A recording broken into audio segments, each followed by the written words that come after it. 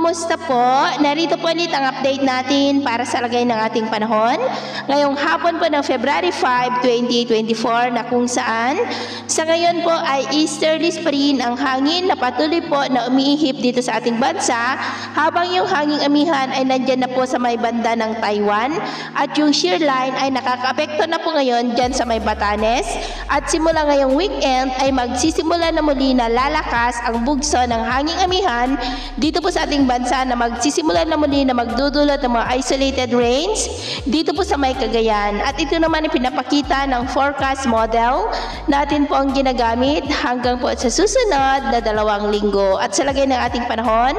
ngayong hapon po ay nananatili pa rin na maayos ang panahon sa malaking bahagi ng ating bansa, maliban lamang po sa mga tsansa ng mga isolated rains sa ilang bahagi po, lalo na dyan sa may Zamboanga Peninsula. At mamayang gabi, nananatili